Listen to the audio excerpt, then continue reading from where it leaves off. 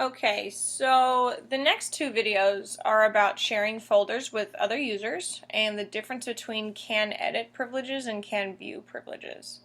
There are benefits to both for sure. I personally share folders with everyone that I can think of. I would share a folder before I share an individual file.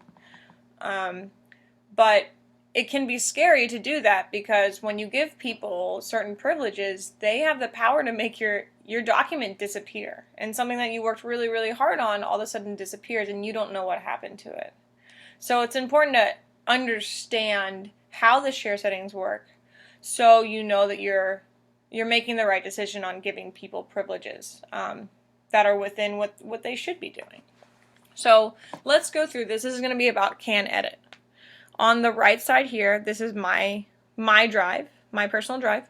And then on the left side, this is a simulation student called Ron Royal. So I'm going to share this Google Drive simulation folder. I want to share this document, or this folder, I'm sorry, with Ron Royal. And I want to give him can edit privileges. Again, this video is can edit, the next video is can view. So I'm going to go ahead and I'm going to send Ron Royal this folder. Now, it's not going to show up in his drive, obviously, but it will show up on the shared with me, and he'll also get an email.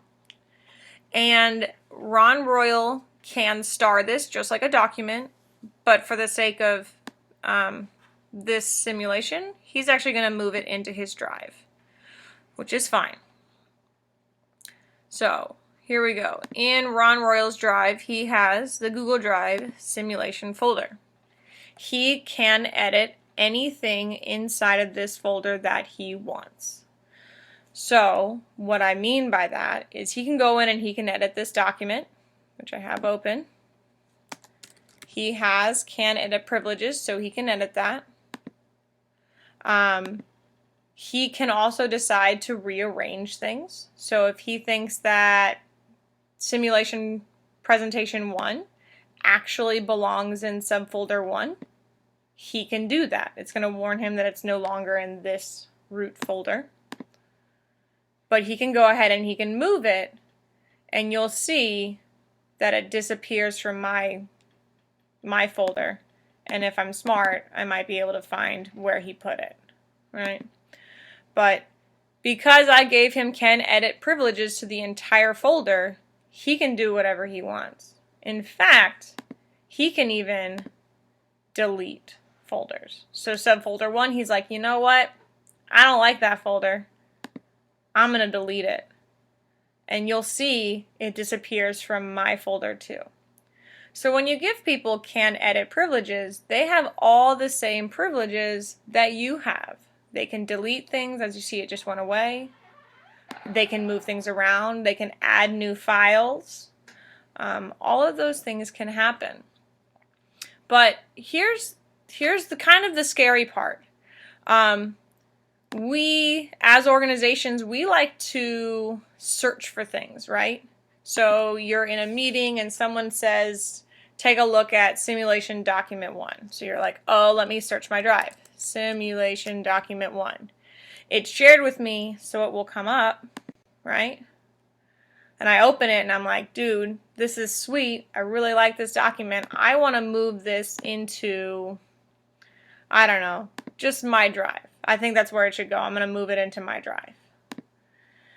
And they go ahead and move it. Google's nice enough to give you a warning that it's going to be moved out and no one else can see it. Maybe they ignore it. And what's scary is now that document's in their drive and it's no longer in my folder.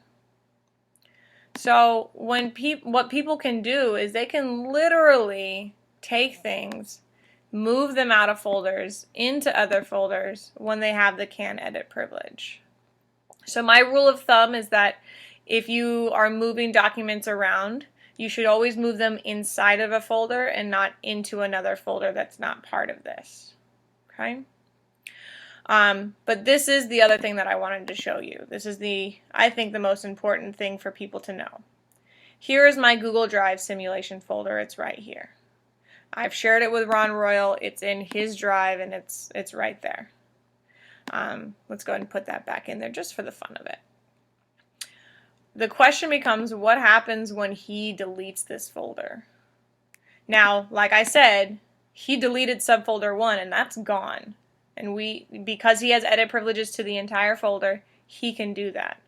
However, what happens if he deletes this big folder?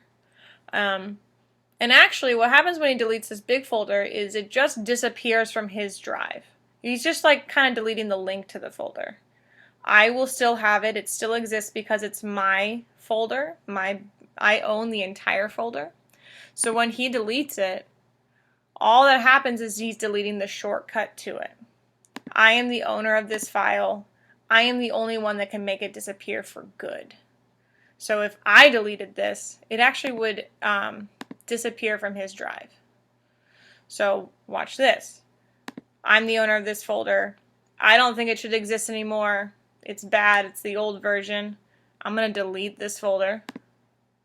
And what you'll see is it's actually going to disappear from his list because I was the owner. I'm the only one that can make the entire folder disappear for good. Okay?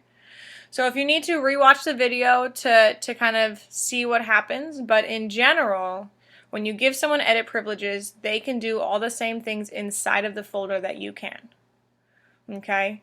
However, the only one that can delete the entire folder from existence is the owner, and that was me. Watch the next video to see what happens when you give someone can view privileges.